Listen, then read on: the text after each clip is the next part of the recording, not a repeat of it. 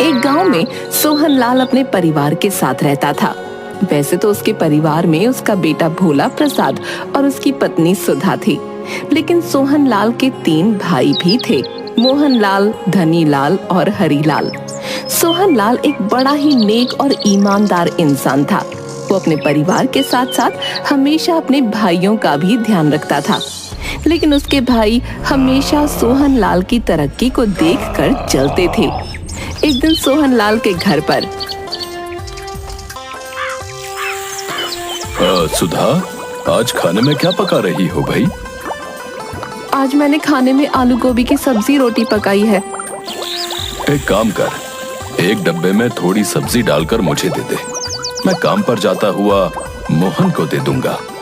उसे तुम्हारे हाथ की बनी आलू गोभी की सब्जी बहुत पसंद है ना। हाँ, मुझे पता है, मोहन को हाथ की बनी आलू गोभी की सब्जी बहुत पसंद है। मैंने पहले ही उसके लिए एक डब्बा अलग से रख दिया है। समय का पता नहीं चलता, ऐसा लगता है अभी कुछ दिनों पहले की ही बात है। माँ बाप भाइयों का हाथ मेरे हाथों में देकर खुद दूसरे लोक की यात्रा पर निकल गए, और पलक झपकते ही ये तीनों कब बड़े हो गए, शादियां हो गईं, बच्चे हो गए, पता ही नहीं चला। सही कहते हैं, समय पंख लगाकर उड़ता है।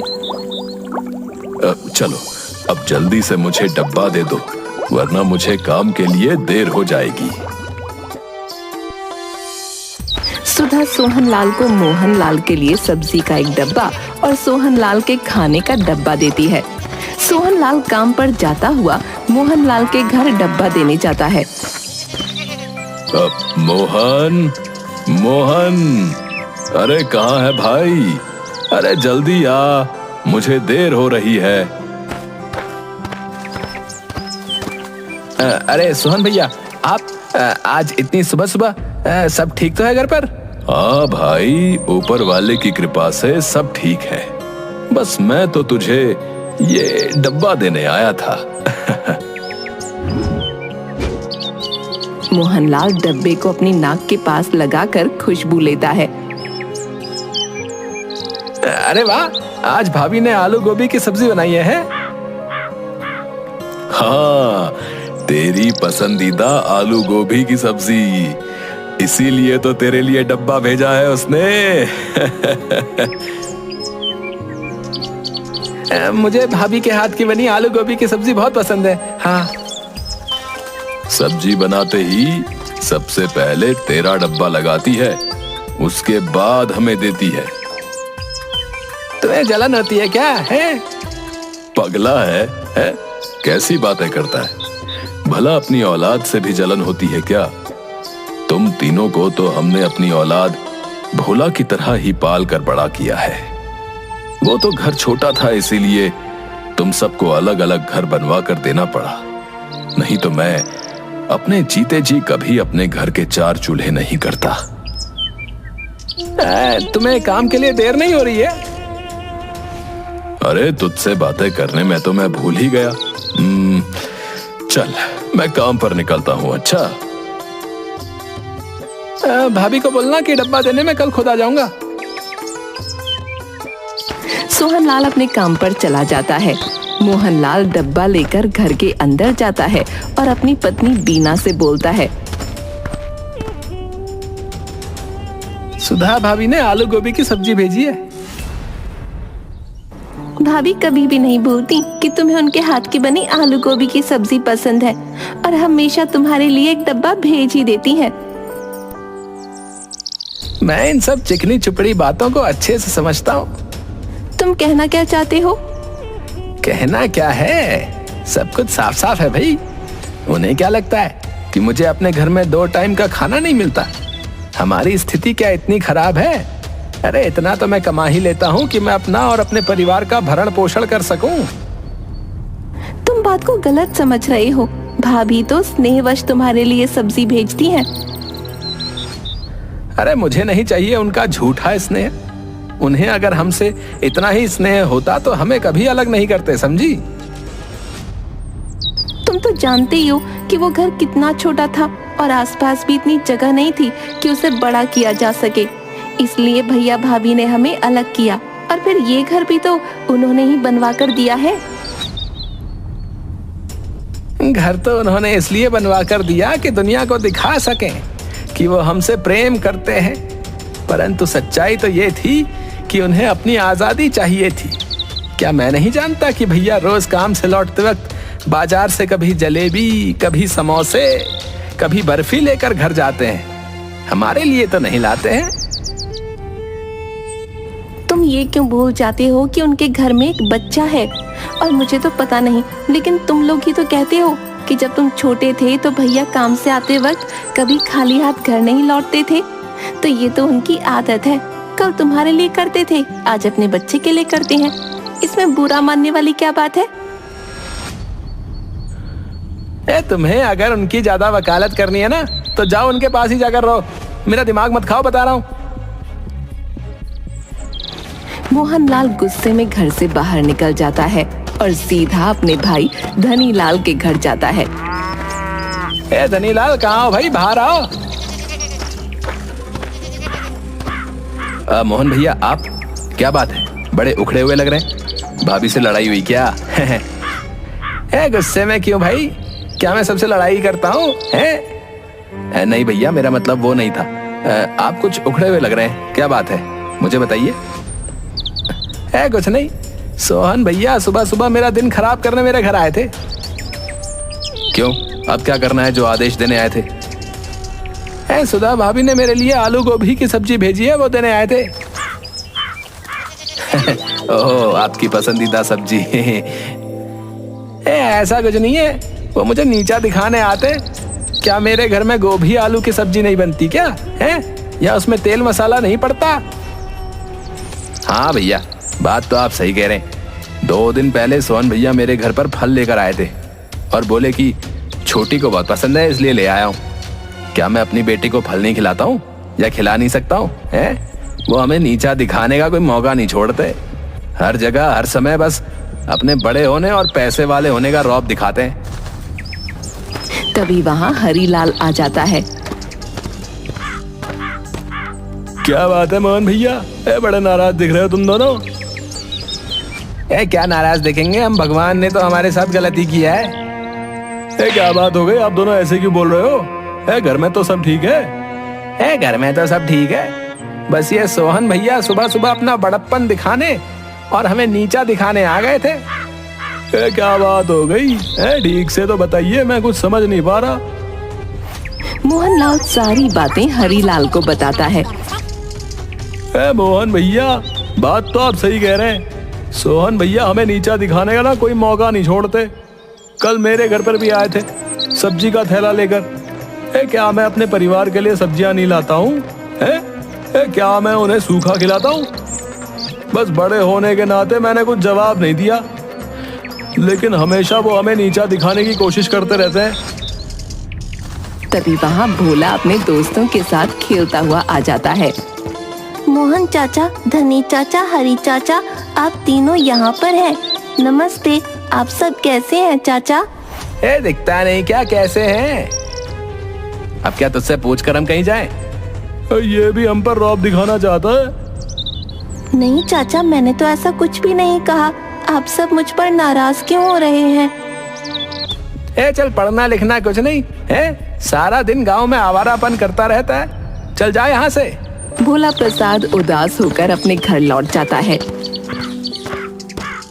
क्या बात है बेटा, तू बड़ा उदास है? माँ, आज मुझे चौक पर मोहन चाचा, हरी चाचा और धनी चाचा मिले थे। वो तीनों हमेशा मुझे आंखें ही दिखाते रहते हैं, कभी मुझसे प्यार से बात नहीं करते। ऐसा नहीं है बेटा, वो तीनों तुम्हारी भलाई के लिए ही तुम्हें बोलते हैं। नहीं माँ, पिताजी कितने प्यार से मेरे भाई बहनों से बात करते हैं, परंतु तीनों चाचा मुझसे इतना रूखा व्यवहार करते हैं। नहीं भोला बेटा, तुम जैसा सोच रहे हो ऐसा कुछ भी नहीं है। तुम्हारे तीनों चाचा तुमसे बहुत प्यार करते हैं।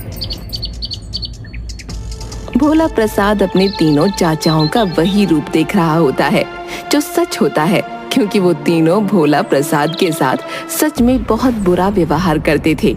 समय गुजरता है, सोहनलाल अपने भाइयों पर इसी तरह जान देता रहता है, लेकिन उसके तीनों भाई हमेशा उसे देखकर जलते ही रहते हैं। सोहनलाल जितना नेक दिल था, उसके भाई उतने ही दुष्ट और कपटी थे।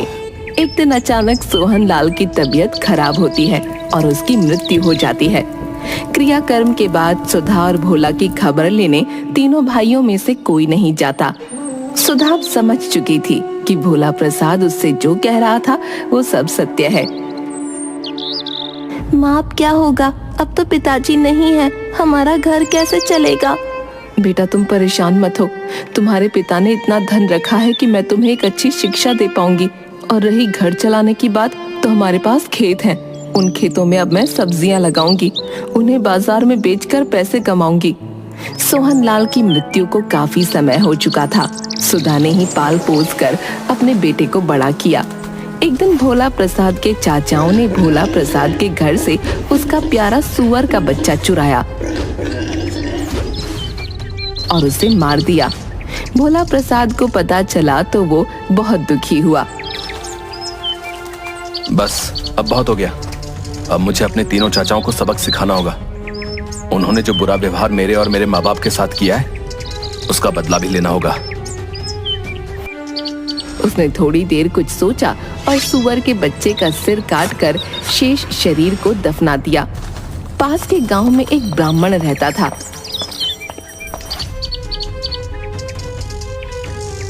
सुअर के बच्चे का कटा सिर उसके आंगन में छिपाकर भोला प्रसाद ने ब्राह्मण से कहा, अब आपके घर से तो सुअर के मांस की बदबू आ रही है। हैं? असंभव! यदि ऐसा है तो मुझे सुअर का मांस ढूंढ कर दिखा।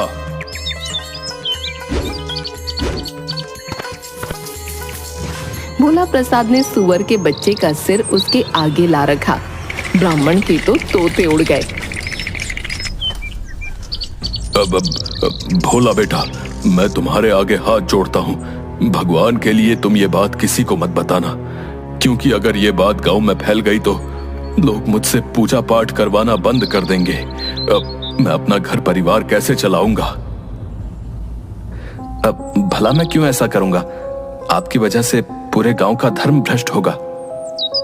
मैं तुम्हें बहुत सा धन देता हूं, तुम धन मुझसे ले लो, परंतु इस बात के बारे में किसी से कुछ भी मत बताना। ब्राह्मण ने भोला प्रसाद को बहुत सा धन दिया ताकि वो गांव वालों को उस बात के बारे में ना बताए। भोला प्रसाद ने थैली भर धन लिया और अपने चाचाओं को दिखाकर बोला, पास के गांव वालों ने मुंह मांगे दामों पर सुअर के बच्चे का मांस खरीद लिया। वो लोग तो और भी मांग रहे थे। मैंने कहा कल लाऊंगा। इस बेवकूफ भोला प्रसाद ने तो हमें पैसे कमाने का अच्छा तरीका बता दिया है। हम सब भी अपने अपने और आसपास के सभी सुअर मार कर उनका मांस पड़ोस वाले गांव में ले जाकर बेच देते हैं और उनसे बहुत सारे पैसे कमा ले आते हैं। गांव वालों ने उन्हें सुअर का मांस लिए देखा तो जमकर पिटाई की।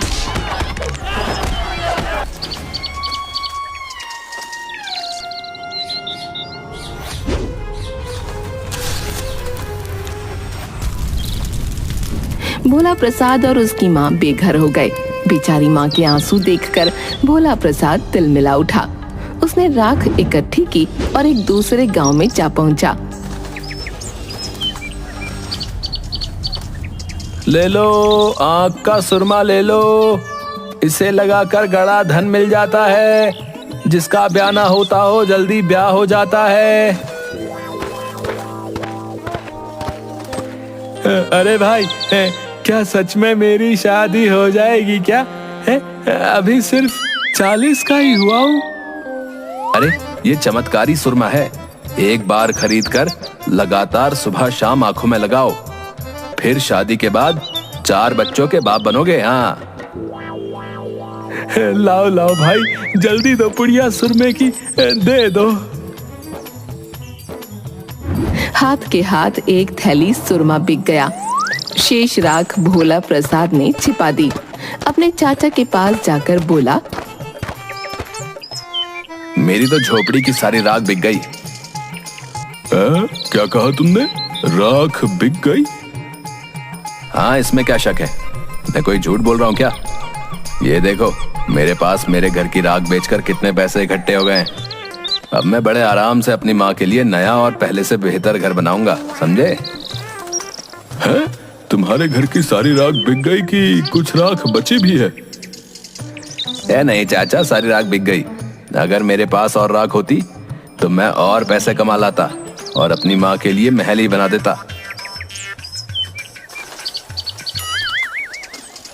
बस फिर क्या था, भोला प्रसाद की बात सुनकर उसके तीनों चाचा फिर से लालच में आ गए और उन तीनों ने अपने अपने घर फूंक दिए और राख ले जाने की तैयारी करने लगे।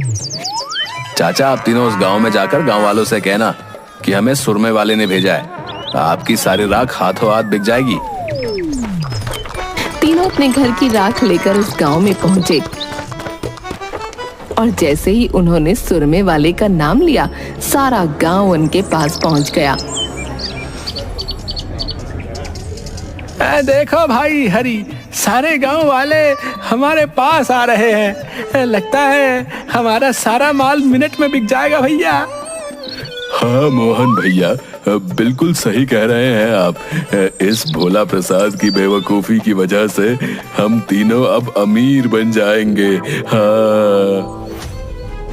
जो ही गांव वाले ने सुरमे वाले का नाम सुना और उन तीनों को बहुत बुरी तरह पीटा और बेचारे पिटते पिटते घर लौटे। चारों ने गुस्से के मारे भोला प्रसाद को मारने की योजना बना ली।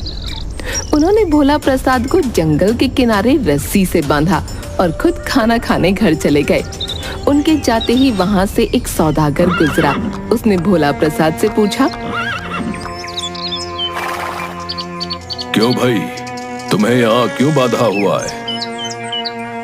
जी, मेरे चाचा मेरी शादी एक खूबसूरत लड़की से करना चाहते हैं। मेरे मना करने पर मुझे यहाँ बांध दिया। क्या ऐसा हो सकता है कि मैं तुम्हारी जगह उस लड़की से शादी कर लूं? मुझे तो बस कैसे भी शादी नहीं करनी है। लेकिन ऐसा क्यों? मैं किसी और को पसंद करता हूँ। भोला प्रसाद ने झट से सौदागर को बांधा और उसका घोड़ा लेकर रफू चक्कर हो गया। तीनों चाचा खा पी कर लेट गए। पिटाई के कारण पोर पोर दुख रहा था। गांव के रामू से बोले, जा तू भोला प्रसाद को जंगल के बीचों बीच फेंक कर आ जा। उसे वहां जंगली जानवर खा लेंगे। हमसे तो उठा नहीं जाता। उसके बाद हम तुझे सारे पैसे दे देंगे। रामू भी कम नहीं था। उसने अपने रिश्तेदार को ये काम सौंप दिया। रिश्तेदार ने सौदागर को ही भोला प्रसाद समझकर जंगल के बीचों बीच फेंक दिया। बेचारा सौदागर चिल्लाता ही रह गया। जी, काम हो गया। तीनों चाचा मिलकर भोला प्रसाद की मौत की खुशी मनाने लगे। तभी भोला प्रसाद पेड़ के पीछे से घोड़ा लेकर चाचाओं के पास पहुंचा। चाचा, आपके आदमी ने मुझे जंगल के बीचों बीच नहीं फेंका, इसलिए केवल घोड़ा मिला। यदि जंगल के बीचों बीच फेंकते तो शायद बैल, गाय व हाथी भी लाता। खैर, जो मिला उसमें ही खुश हूँ। आप सबका धन्यवाद देने आया था। अब मैं चलता हूँ। तीनों चाचा फिर उसकी बातों में आ गए। भोला प्रसाद को पुचकार कर पूछा, क्या सचमुच जंगल के बीच पशु मिल रहे हैं? और क्या उन पशुओं ने तुम्हें कोई नुकसान नहीं पहुंचाया? हाँ, आप लोग भी ले आओ, जाओ। तीनों चाचा आलस छोड़कर जंगल की तरफ लपके। रामू को भी साथ ले लिया। जंगल पहुंचकर तीनों ने रामू को आदेश दिया, हम तीनों को जंगल के बीचों बीच छोड़कर आ जा भाई। रामू ने आज्ञा का पालन किया। तीनों को जंगल के बीचों बीच छोड़ दिया, जहां पर थोड़ी देर बाद एक जंगली भालू के हमले से तीनों की मौत हो गई और भोला प्रसाद को सदा के लिए ईर्ष्यालु और दुष्ट चाचाओं से मुक्ति मिल गई।